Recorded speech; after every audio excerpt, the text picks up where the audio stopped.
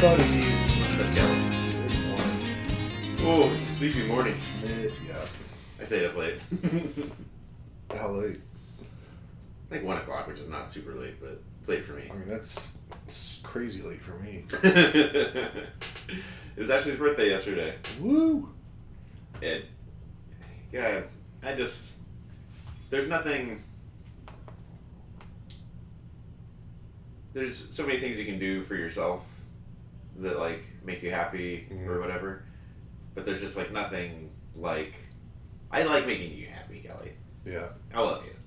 I love making my family happy. I love them. I love Ash on, like, another level, guys. Yeah. And I just love fucking making her happy Mm-hmm. and getting a rise out of her. But, so I like to make her laugh, like to make you laugh, like to make everybody laugh.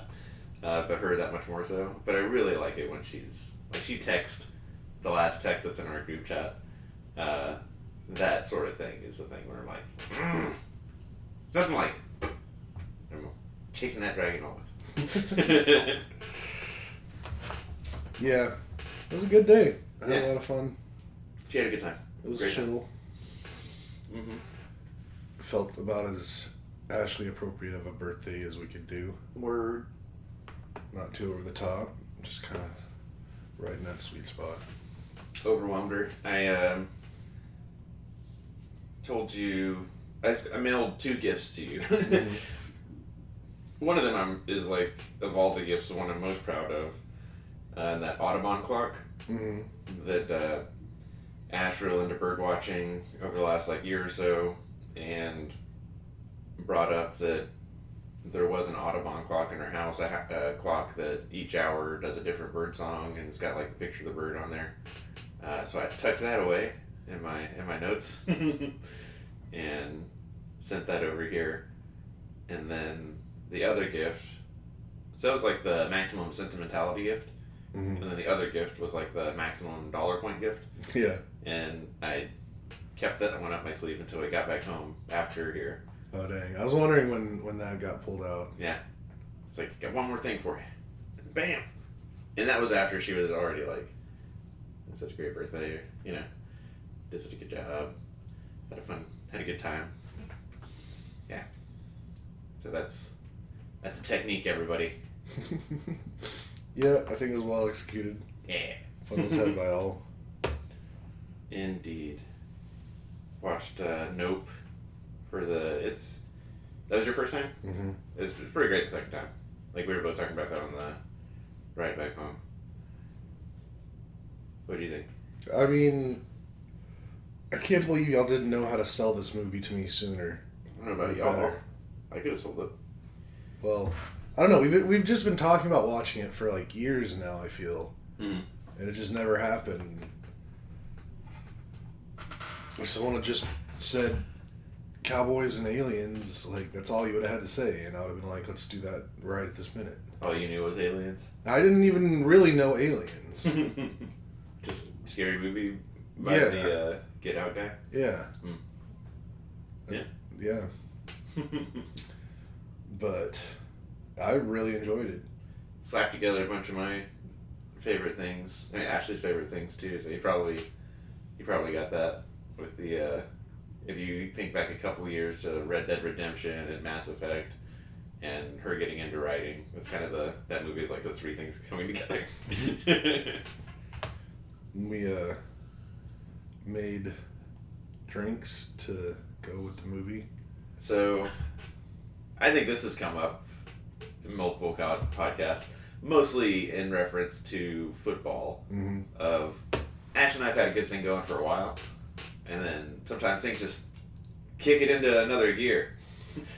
Like Ash getting into fantasy football, like she'd been in fantasy football like grudgingly, and then getting into it, and then getting into football, and now it's like, I mean, it sounds to people of a certain age. Now she's getting into drinking. Like, it sounds bad, but really, I mean, like, she's not like getting drunk all the time. She just like enjoys, like, this is a good example of it, a themed drink with the movie Nope. Mm-hmm. And coming up with clouds and like a blue martini glass for us, like a blue drink, and then a red version of that was her drink, and then you watch the movie and you're like, okay. And that was cool. Yeah. Yeah, it took me way too long to realize the connection between one thing about the drinks and the movie. The string? Yeah, the streamer. Mm-hmm. But I got there, eventually. Yeah. Because it comes up a lot in the movie. Yeah, so the movie was really good. Watched the first episode of Receiver. I can't wait to continue that. Binge on that.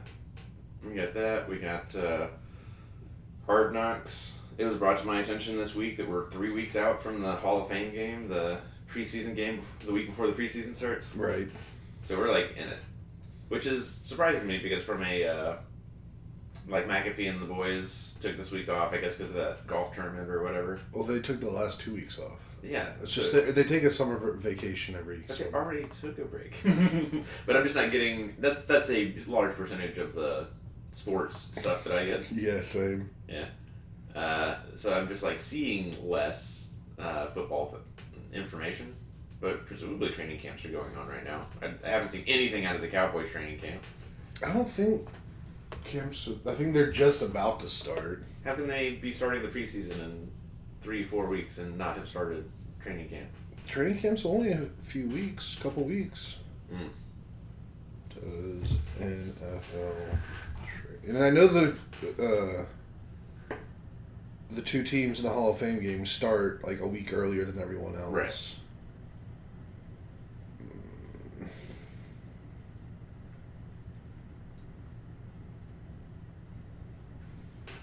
Okay, here we go. Reject optional cookies.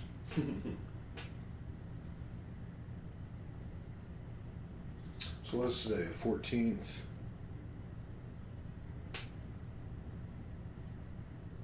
Alright, the very first people to report are actually the rookies of the Ravens. They reported yesterday. But they're the only ones that have reported yet. The next ones, and they're all rookies, are on like the 16th. Monday? Tuesday. And then veterans, the earliest they report is the 19th for one of the Hall of Fame game teams, and then pretty much all of them, the rest of them are on the 23rd. So still 9 days. Jared was bringing up last night, it's just like football year round, and you were like, what? Basketball? Because they're really like doing summer league and the Olympics and stuff right now. Football, I definitely would have thought that they were already going over playbook and doing more than not showing up to training camp until late next week. Yeah. Hall of Fame. I think it's the Texans and the Bears. It's Texans and somebody. Tell me who, Kelly. You got Texans and Bears. The Bears. On my brother's birthday. Nice. So when did the Texans report? Presumably earlier because of the Hall of Fame game. The rookies and veterans report on the same day. They report on the 17th. Wednesday. When are the Bears then? Because the Ravens are the first rookies. Like, why do they get to start so early? Is that a decision they can make? Yeah, they had a vote on it. Okay, for the Bears, rookies report the 16th, and the veterans report the 19th. So, I don't know. We're getting real close, though. Yeah. Not this year, but soon I'll plan for Ash and I to go out to Oxnard and see the Cowboys do the training camp. Mm-hmm. Some ball signed and all that. Yeah, that'd be pretty sweet. pretty memorable. Mm-hmm. But yeah, all in all, yesterday was a heckin' good time. Yeah. I told Nash that I need her to help me pick out. Last year, one of her big gifts was tickets to the Eagles at Cowboys Mm-hmm. around Christmas time, which was a blast. But we haven't bought our tickets to any games this upcoming year yet. But we definitely have like a favorite section and seats now after that last game. Yeah. So when we got home, I was like, I think after I gave her the other more expensive gift, and she was like, "Oh, that's too much." And I was like, "Well, I also need you to help pick out what game we're gonna go to." And I thought that we could just like scroll through week by week in that section and just pick, you know, whatever's the best combination of want to see that game. And you know, week to week, those seats can be like $400, $200, $800, and not really $200. I think the lowest any of them are is like $240. Dang. Yeah. Ticket prices just killed me. I mean, like I don't think the Eagles. I don't think the game last year. I don't think it got down to $240. I think it was more than that. But it's like some weeks it can get really insane. For what those, I mean,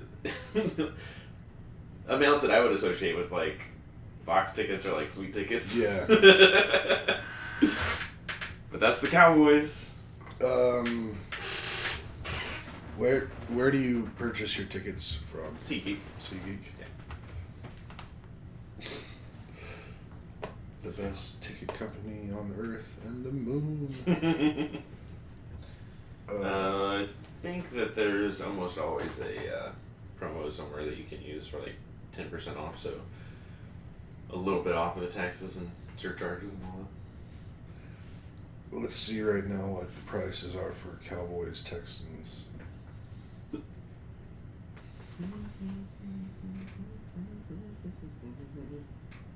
Boom.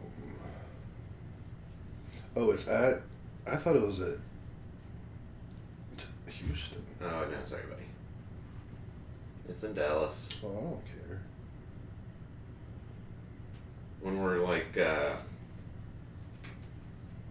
won't be in 4 years. It won't be in 8 years. Probably wouldn't be in 12 years. Maybe they'll almost be done 24 years from now with some sort of light rail or high-speed rail between here and Dallas. I mean, I guarantee I won't be in Austin that time.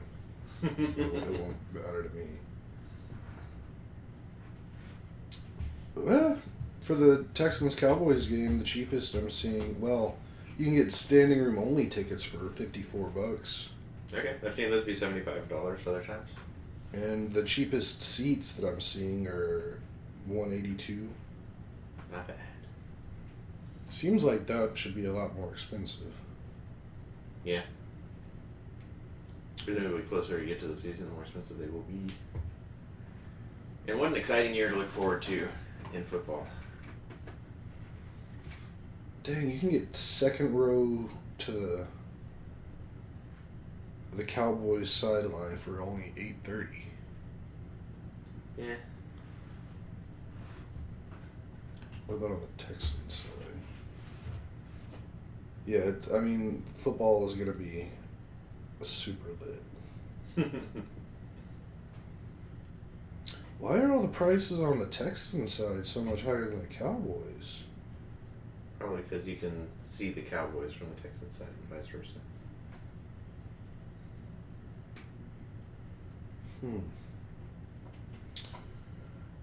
Tickets are so stupid. Like, I was just talking to Jerry the other day about, like, we were watching the Summer League games. Yeah. And I was like, I wonder how much it costs to sit courtside at Summer League. Uh-huh. And because I figured it might be, like, the cheapest you could possibly get to watching, like, NBA players. I'm going to guess bottom 150, top 350. $1,600. Oh! I mean, again, the way that summer leagues work is you don't buy a ticket for a game, you buy a day pass because there's multiple games in a day in the same arena or whatever. Yeah. So it gets you your courtside seat for the games of the day. And you also get like a behind the scenes tour. You get to go walk out on the court and get your picture taken on the court. And maybe one other like little perk. Mm-hmm. But that package for one courtside seat is $1,600. And that's, I think, the only way you can buy a courtside seat. Yeah, that's a little more sensible. But that's still dumb. Like, I think it'd be so cool to sit courtside to any higher level like basketball game, just because you can't get any closer to the action in any sports. Like, I guess you can technically get closer to the action in hockey, but you got this thing in front of you. You don't have the chance of a guy landing in your lap or catching a basketball or spilling your drink on the court. Mm-hmm. Like, that's the thrill that I'm looking for. Trade-off is that it's hard to get something the size of a basketball up to extreme velocities like a hockey puck or a baseball. Yeah, I mean, hockey puck could do some damage if you take one to the face. Basketball, you could probably get a concussion if it's done just right, but I'm not going to get hit by a basketball. Yeah, I'm sure like the top 3 worst basketball to the face are probably more hysterical than the top 3 puck or baseball to the face. Probably horrifying. That made me Yep. freaking straight back, flashback to Billy Wagner getting beamed in the head. Mm. Do you remember that? No. Billy Wagner was a while ago. Huh? That was some time ago now. That was like 90s. Yeah. Early 2000s, but yeah. I mean, he had a super powerful fastball, and a guy just made perfect contact with it, like one of his fastest pitches. Mm-hmm. It came back at like 130 miles an hour and just hit him on the head, and like that basically almost ruined his career. Like, yeah, he was out for a long time, and he was never the same after that. Mm-hmm. Yeah. If only it had only grazed his ear. No, it's too soon. It's too soon. The football season. Yes. We need to have our commissioners meeting. I need to get, I think I've said this like 4 and 8 weeks ago, I need to get on the ball with the AI art project and folks' 2023 season memorabilia. Instead of doing AI art, you want to do AI songs. Customized song for everybody. Talking about their individual season, their players and their stats, and their finishing position. Originally, Kelly, I scoffed. And my brain went, no. But now I see that fish behind you, and I'm like, what if we put it inside of a talking bass? No, the first thing I thought of was the broke boyfriend or whatever that's like, the gift I got you is the gift of song. Bro, I was just thinking about this. I don't think I ever told you. I was like contemplating back and forth whether or not to shoot this text over. But I was like, I've definitely become like Taco from the league. Like, he just makes a song now for every occasion. And now I'm making songs for every occasion. I made a birthday song for Ashley yesterday, but I never shared it with her. It's so much easier to do now. Yeah. I don't know. We can mull it over. After Ashley's birthday, my notes document, I titled it 6 January 2024. Oh, show me the time. It's too long. It gets truncated. 6 January 2024 28 December 2024. Because that's when I assume that we'll be having these podcasts. So it's like a yearly journal. And the next year I'll start a new document. But at the very top of it, I have to do in 2024. And it's 16 items. And having completed Ashley's birthday, now done 9 out of the 16. So passed 50% on the things I was looking forward to and wanted to get done in 2024. And remaining things include get new furniture, go to Milky Way Shakes, a national park to be determined, Cowboys game, Ren Fair, Friendsgiving, and Ashley and I's 15th anniversary.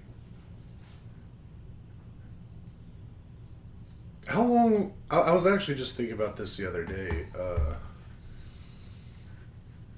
How long did you know Ash or were dating Ash before y'all Getting were married? Yeah. So, I want to say 6 years, maybe like 5 years. Okay. Yeah. That tracks. Just curious. Mm-hmm. So basically coming up on like 20 years of knowing her. Yeah.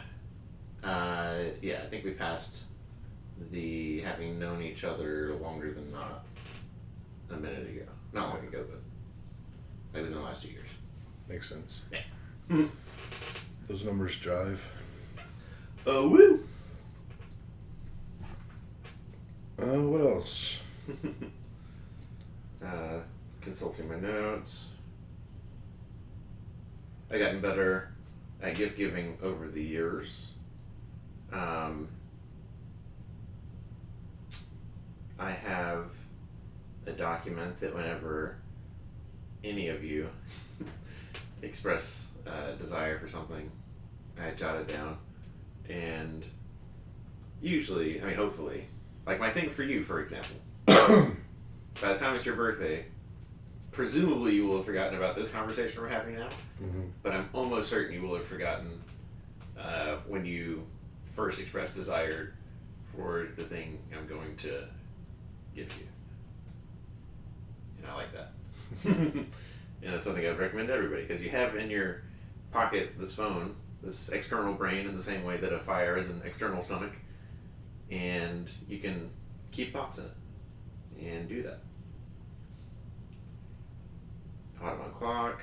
The cake I got Ashley was a strawberry abyss cake from this place called Zucchini Kill, which is all vegan, all gluten free, 100% good for Ash. Mm-hmm. And I definitely bought I got the cake, some cupcakes, and what they call coffin cakes, which are like Twinkies. Mm-hmm. And in the order form, I was like, hey, can you guys goth this up? And they responded back with like, we love gothing things up. So they made the happy birthday Ash on the cake. They made it into like the metal. Almost completely legible Yeah. writing. That was cool. But then I definitely bought those cupcakes and coffin cakes thinking you and Jay would eat some of them. And then it wasn't until like the day before where we were talking about like bringing things over and the desserts and all that. And I was like, I also got just like regular cupcakes. And Jared was like, what do you mean regular? Because to me I was like, just plain chocolate, not s'more or any of the... Wait, say that again? S'more? It's a very interesting way to pronounce that. S'more. Where's the H? It's implied in the apostrophe. What? You gotta smush the words together. It's s'more. Anyways, it wasn't any You kind gave me so much shit for so long about how I said Schlotsky. Schlotzky's. There is an H in there. I know. I don't think it was over the sh part. I think it was the Alotskis. But I never... Anyway, continue. But you guys were like, ooh, brother, ooh. Over the... The fact that they're like gluten-free, dairy-free. Because to me, what did I say? It's just sugar. It's just sugar on sugar. But that's not what cupcakes are. Cupcakes are sugar and flour and dairy. Mm-hmm. When you take out the flour and the dairy, it becomes much different. And I did end up trying one of the chocolate cupcakes. Mm-hmm. I didn't even have to finish chewing my first bite to know it wasn't a real cupcake. Mm-hmm. Like, it was definitely gluten-free. I had recently had normal cupcakes. Wait, maybe they're not because they're gluten-free. But the July 4th cupcakes? If they're gluten-free, they're not normal cupcakes. The July 4th cupcakes don't count. It is like normal cupcakes from H-E-B. Were they gluten-free? I think so. Then no. Okay. Just That was because the H-E-B last- does it doesn't make gluten free any better. That was the last cupcake I had, where it's like, oh, just little sugar pills. Those are like the mini cupcakes. It is all just fucking sugar. I mean, I'm super happy for you that that's your mindset on desserts, because that's very healthy and that's gonna save you a lot in the future. But I also feel bad that you don't know the joy of like actual desserts anymore. Mm-hmm. Did you have any of that Cuatro Leches cake? Yeah, I had a small bite. That was like the exact opposite end of the spectrum of those cupcakes. It's like Ashley Kryptonite. It was ridiculous. Like, I can't remember the last time if I've ever actually really had Tres Leches, Mm-hmm. let alone Cuatro Leches. But that was I enjoyed that way too much. That's it's great from a lot of different angles. Like I like the texture a lot. It's like basically almost like a bread pudding. Mm-hmm. It was just so like ultra moist. It is. It is like making a pudding without making a pudding. Right. I don't know. I'm glad that it was a massive ass cake and there's a ton left over because I'm definitely gonna have some more. Mm. S'more. Some more. S'mores.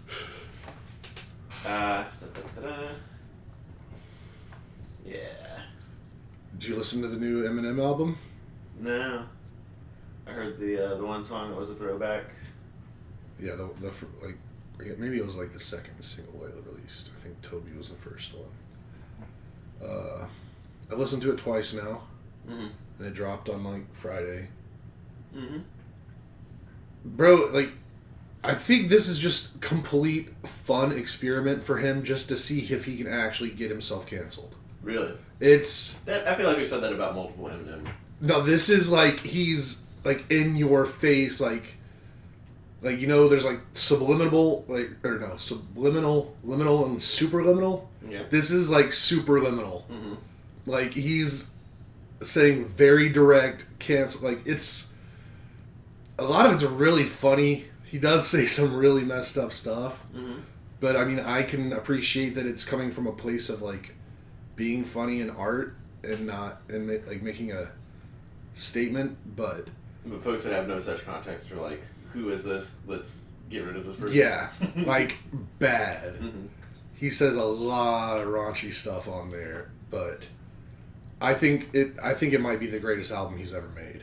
Okay, so there's that group of degenerates that we're all in a group together to talk about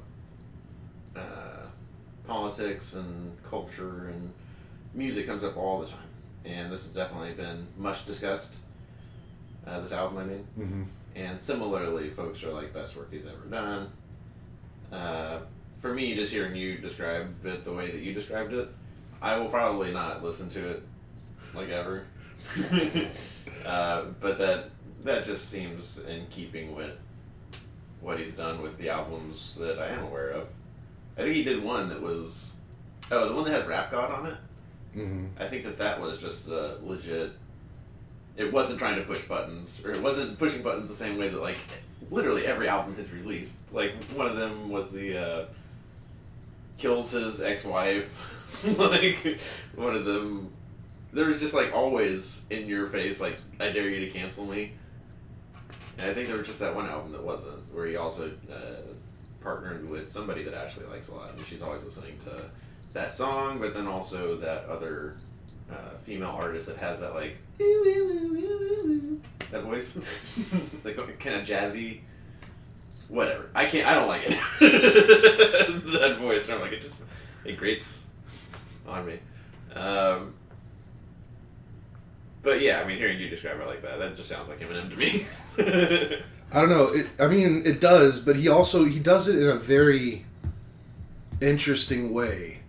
Because, I mean, I guess you really can't spoil an album without listening to it. But so the whole album is kind of like done as coming from a place where it's like Eminem, Marshall Mathers is basically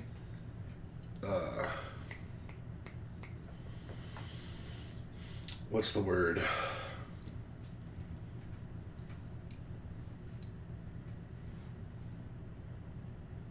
I don't know. I don't think it's schizophrenic. It's, I guess, just like dual personalities. Yeah. And it's basically like early 2000s Slim Shady is now coming back because like he's the evil in the world that Marshall Mathers created to push himself up to stardom, and then now Marshall's tried to kill that part of himself, but now Slim Shady's coming back, and the whole album's like a battle between like current Marshall, Eminem, and old Slim Shady. Yeah.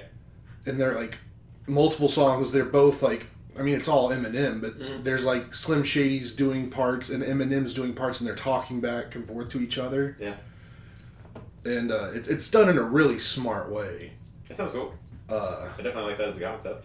I get how that frees up Slim Shady to say like all manner of horrible things. It's exactly. And for Marshall Mathers to be like, don't do that. That's exactly what happens. How could you? How dare you? There's basically, there's multiple songs where like Slim is saying some crazy stuff and M's just like, you can't say that, stop. It's not the same time anymore. Yeah. But then there's other songs where he's just going off saying just completely, I don't know.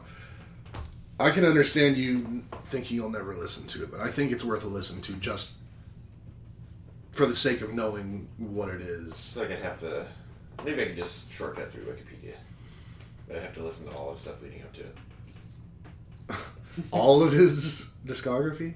Yeah. I don't know if you need all that. I mean, well, I don't know how much Eminem you've actually listened to. Honestly, don't Maybe know. like a dozen different songs. Over however many different albums. I mean, I'm not super familiar with his like last couple albums, but his first few I definitely listened to a lot. Definitely, I mean, yeah, you must have been there for a lot of it too, but definitely me and Jared listened to a lot of those early albums. Like on the way to Red Hot Chili Peppers, Foo Fighters, Snoop Dogg, like the first like concert that I got to go to, like absent parents, I guess, maybe like the first concert generally though. But we were definitely listening to like Eminem on the way there. I don't know. It's real good. I'm super excited to hear what Ash thinks about it, since she enjoys Eminem a bit more than you do. Yeah, she's definitely the better person to talk to about it. I mean, I listened to it Friday afternoon. It dropped like midnight that Friday morning, earlier Friday morning. So it hadn't even been out like 18 hours after I heard it. And as soon as I heard it, I texted Ash and I was like, yo, you gotta listen to this. And she's like, but she's been pretty busy the last few days, so not sure when she'll get to it, but She will. I'm sure she will. I might listen to it again today. You will. It's a lot of fun. So when that album dropped, I always call them the Degenerates. Another big theme in there is like politics and current events. And Biden, after the NATO summit, was giving was doing a press conference, like an unscripted thing, which everybody after the debate was like, why isn't he out there just doing unscripted stuff to show everybody that he's got a good head on his shoulders? Right. And Friday, like in the day, to like put a bow on the NATO conference or whatever, at some point Biden introduced Zelensky and introduced him as President Putin. Right. And then immediately like was like the guy that's gonna beat Putin. And Zelensky's like, I'm better than Putin, and Biden's like, all day. Which happens. Like after that, there were a bunch of clips of like, look at all these news people like swapping the names, because it's like in your card catalog or your brain, whatever, they're right next to each other, Zelensky and Putin, because they're literally at war with each other. And then during that press conference, similarly, flip-flopped or crossed wires on Kamala and Trump. Kamala, sorry. Every time I say Kamala, Jeremy's like, Kamala. He's like, all right. Which, whatever. That press conference was going on. Oh, that must have been Thursday, actually, because I was at Costco. Anyways, that was going on, like, where half of the chat was trying to talk about, like, Look at Biden looks so dumb, and other part being like the answers make sense. She just sounds dumb. But then at the same time, that like 2 or 3 people are trying to talk about the Eminem album, and just like a big block of they're big on Spotify. They want us to put this on Spotify. And it would be like a track by, like one guy specifically was like track by track, this is an 8 out of 10. It's how I imagine other folks are probably about Taylor Swift. Just like at Midnight 01, I'm listening now, track 1 is this. No, I read that just on Spotify in the first 24 hours, the album had like 40 million streams. Mm-hmm.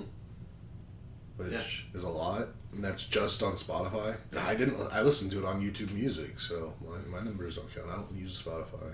But YouTube Music definitely has a number for it too. Sure. You want to see what it is? Yeah. I guess I could do that on my phone.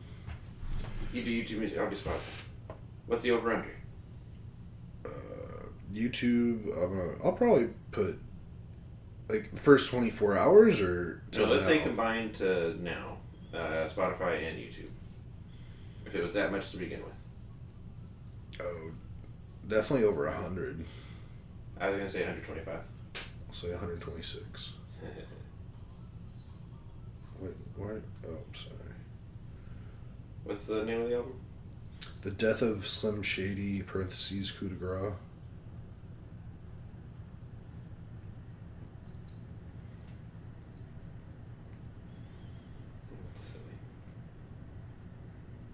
Like, it definitely sounds like this could be his last studio album ever. Like, with some of the songs on it. Alright, I'm gonna have to go to the computer. I guess me too. And the YouTube Music app, it does not have those kind of figures. I don't see it on here either. It's all on UK. Of streams, YouTube Music, Death of Slim Shady.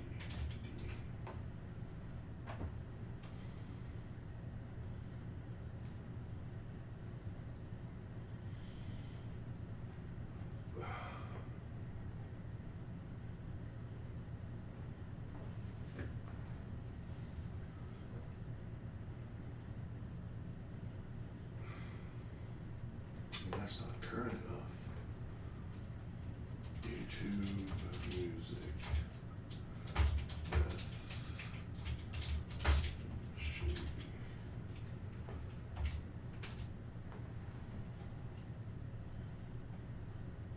Just say.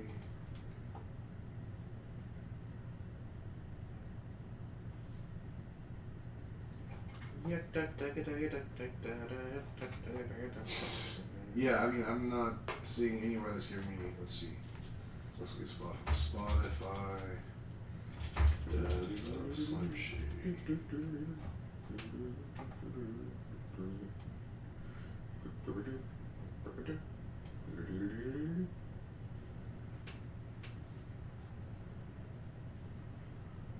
Why do they not? I feel like they used to be a lot more open with the numbers. I think I've seen it on Google Music, like, well, I know I see it on Google Music, for views, maybe I'm thinking individual tracks.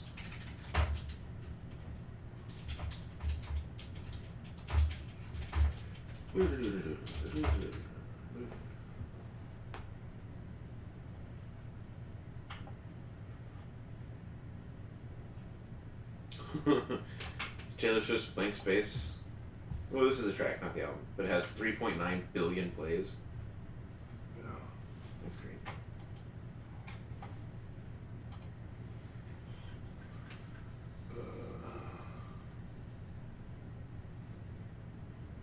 So yeah, the first 24 hours on Spotify was 63.6 million.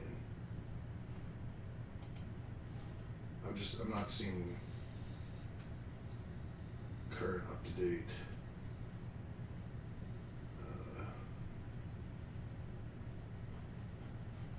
Like to the minute numbers. Mm-hmm. I don't know. We'll see. I mean, it's still only been a couple days, so more numbers will be coming out. But I think it's an amazing album. I think it's kind of something the world kind of needs right now.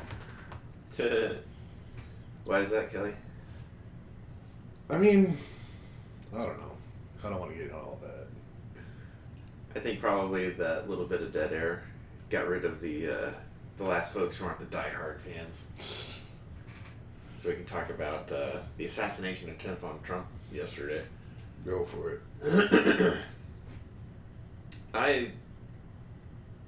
In that same degenerates chat, we talk about Biden, should he or shouldn't he drop out? And at one point I glibly stated, like, our generation, like those of us that were born in the 80s alive now, have seen like one of everything. And so why shouldn't we see a president drop out, or even guys as old as he is, like, be forced out by other events, like health events, and how we were all either wee babes or not born yet when Reagan was shot at. We haven't seen anything like that. And I think on this podcast, but certainly you and I and me to Ash, whenever folks say that these are like the most polarized times and the most chaotic times, I would always point to the 60s and be like, there have been many books written on how the 60s were like actual chaos, and folks like bombing, like folks in America bombing places like the Pentagon, and presidents being assassinated and presidential candidates being assassinated. For this to be the most chaotic time, and for this to be the most like turmoil, still got a ways to go. And we got that much closer to taking the mantle for literally the most insane times. Some guy took a shot, maybe like as many as 6 shots at Trump. Trump lost, it appears, the top of his ear. But gets to walk away from this with the fist in the air and the American flag in the background.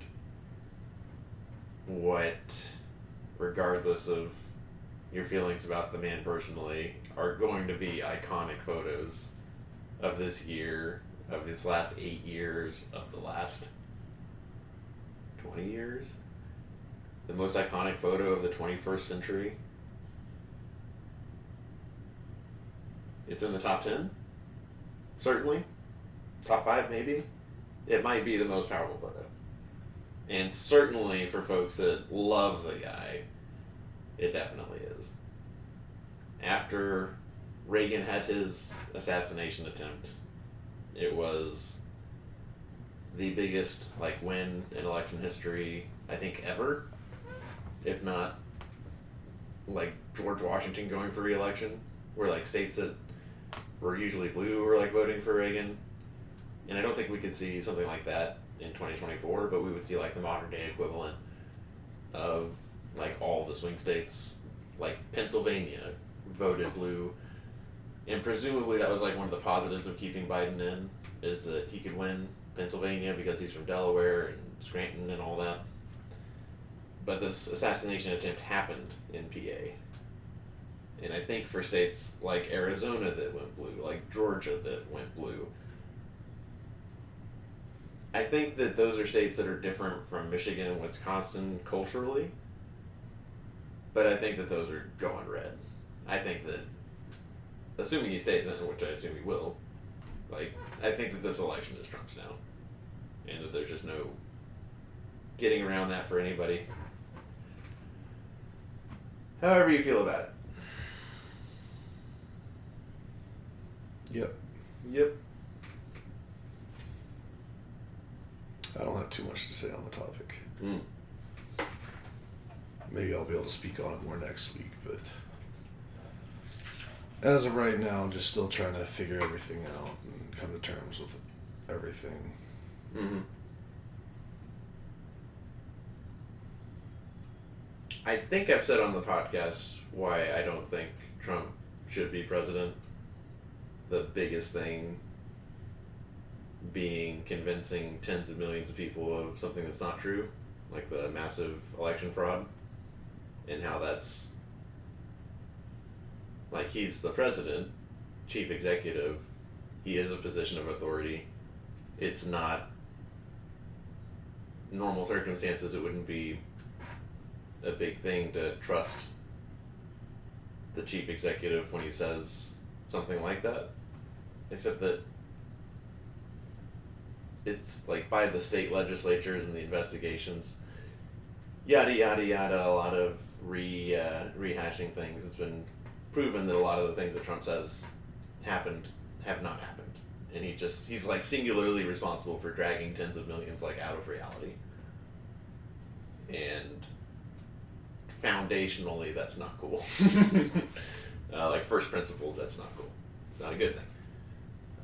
And regardless of what you think he may or may not do in his second administration, like for me, that's especially from like personal experiences that I have had, am having still. I take it personally, but then also for the future of the country, I don't think that's good. But I also think, given the events of like best case scenario, all these elections are 50-50 because of the two-party system. And then we talked last night about how Biden's not doing himself any favors and how they got to put together all these Lego blocks, and he just smashed a bunch of them. And got to put them back together before the election, and is still like not doing themselves any favors with that like NATO and that press conference. And then this is like, it's one thing if at least the other guy is also taking steps backwards, like if he's doing crazy stuff. And Project 2025, I think, is getting traction in circulation, but as much as that has been, there's also like a lot of misinformation about it and things that aren't true. And that's like, so even pointing out the negatives, that's coming with its own hedging sort of thing of folks who want to not care can say, well, half of the things you're telling me about Project 2025 aren't true, when that's coming from like crazy people on Twitter. And like the normal people that you should be listening to are pointing out things that are bad. But that doesn't matter. But this assassination attempt on Trump is the end of the election for me. To me. There you go. Yeah. Again, I'm so full of thoughts and feelings about the whole situation, I don't think it would be prudent for me to speak on the situation at this time. So I'm going to yield the floor on this conversation. I don't think anything animates middle of the road people more than Trump being a crazy person. I think the best thing the Dems have going for them is that Trump is the other candidate. I think if it was like Nikki Haley or somebody more milquetoast, then it does go, people do gravitate back towards, like, there's not much difference between these two people. But there's like stark contrast between like Biden and sort of status quo normality versus Trump and like what Republicans have become and like what slice of Republicans or like the Christian nationalism stuff and how big that is. I think that's a strong contrast. But I don't think anything animates, so for the blue team, I don't think anything animates their side more than that contrast. For the red team, I don't think anything animates them more than feeling like they are at war with the majority of America.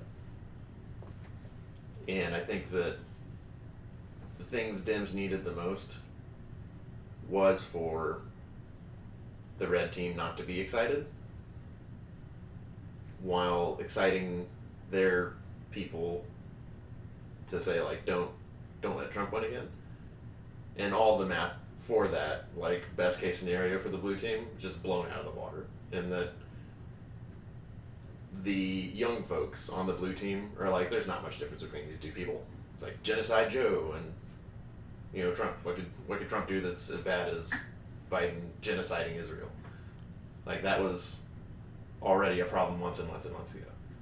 But now definitely the red team is whatever demoralization or apathy they may have had, like the guilty verdicts already, like had them excited, and now this is like holy war. And even if it turns out the shooter was some like crazy QAnon, like 100% not associated with the blue team, which I think is also like crossing your fingers for that, even if that's the case, it's gonna turn into no, it's a psyop. This is all a Fed cover up, whatever. It doesn't matter. They like somebody shot at the king and missed. That it is holy war for tens of millions of people right now. So all of the math of a blue team victory is just exploded.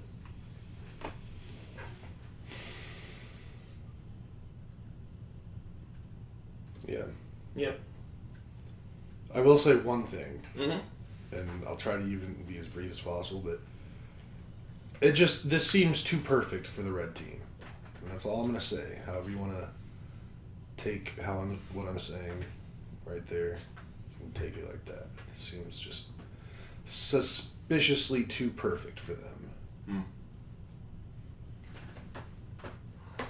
And that's all I'll say right now. Yeah. I mean, I do want, I can't say I don't have feelings about this. Like, I definitely wanted Trump not to win. I definitely don't want to see 4 years of what the people he's going to bring into his administration, like a thing, stat or talking point or whatever is brought up all the time, is like out of 44 previous cabinet and people close to him, 40 of them are on the record as like, please do not let this person be president. He doesn't know what he's doing. He has bad inclinations. The things he wants to do are things that we try our best not to let him do, like using nukes willy-nilly. So if those folks are like not coming back, if the folks who are of the opinion of, I know that he's trying to take things in a bad direction, but if I'm there, at least I can do what I can to pump the brakes and da-da-da. None of those people are coming back. So, I mean, for the breaking people away from reality, the stuff that is real and true in Project 2025, like the Schedule F, those kind of things, the mass, like, forced deportation, like deportation of millions. There are reasons where I'm not saying whoever wins. Like, I was definitely on, like, Trump should not win. We should not want to see Trump win. So it's not I can't say that I'm dispassionate about this or that I'm not picking sides. I have picked a side. But I'm also not saying any of this with glee or I think he will win. And I'm not saying that because that's what I want. I'm saying that because I think that is just what will happen. I agree. And that has like been kind of the case, like more so than 50-50 after the debate and all that, and for all the structural reasons that I had said before. But this, I think, puts it over the top. We're going to see the Republican National Convention this week with one person after another who wants to be VP. Thank God, thank God, thank God, thank God. And we're going to see fringe folks. We're going to see a lot of stuff this week. And it's, yeah. Short of, I'm not sure what the Biden administration could do. I don't think there's anything. I honestly think the only possible chance the blue team would have, like even a remote shot at winning this time now, is if Biden stepped out. But he's not going to do that, so it's over. I think that manages the negatives, but I think the Republicans are like on a huge positives wave that's not going to dissipate in the next 4 weeks. And that brings us up to like the doorstep. Well, the only reason I think it could possibly work is just with, I guess, the rate of news cycles. If Biden were to, let's say, even possibly step down and Kamala takes over as president, And then that would be such a big story that I think that could possibly be big enough to kind of make people, like, people's memories right now are pretty short.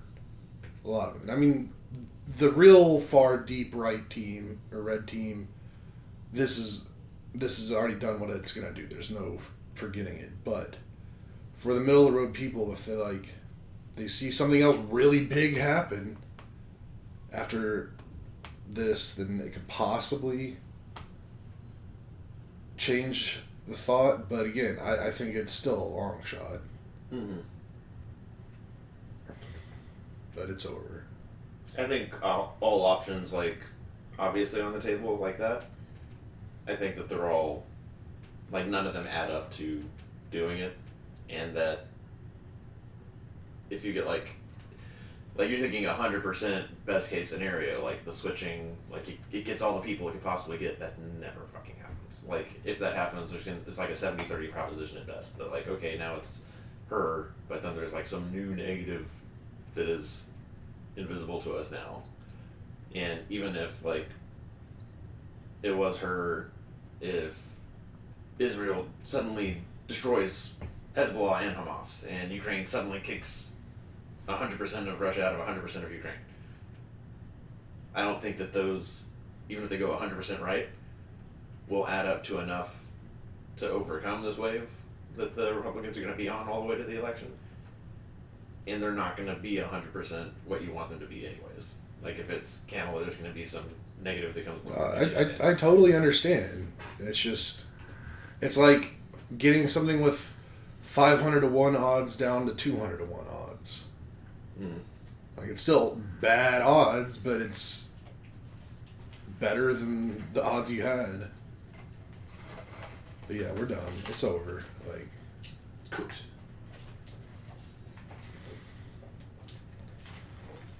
I don't know, man.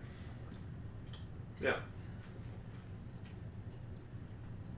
That's all. Kind of talk about bummer stuff, but it is also, like, the news of the day. I'm so tired of news of the day.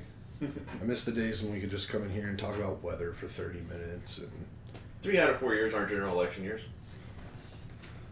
well, I mean, this is going to be the last general election year forever, so that's kind of fun. And If you didn't feel so certain of that, would you feel better? I mean, yeah, but I'm certain. Mm-hmm. So it's like, yeah, I love being a millionaire, but I'm certain it's not going to happen. You only have, like, 5 years to see if that is true or not. I mean, statistically, I'm just normally not wrong about things. I want to be all the time. I want to be wrong. But it's just very rare. $5 bet on there's elections or not in 2028. I'd bump it up. Let's go 500. How about 20? All right. 20. $20, there's an election in 2028. I mean, by that time, $20 will be like basically worth $5 anyway. So nothing matters.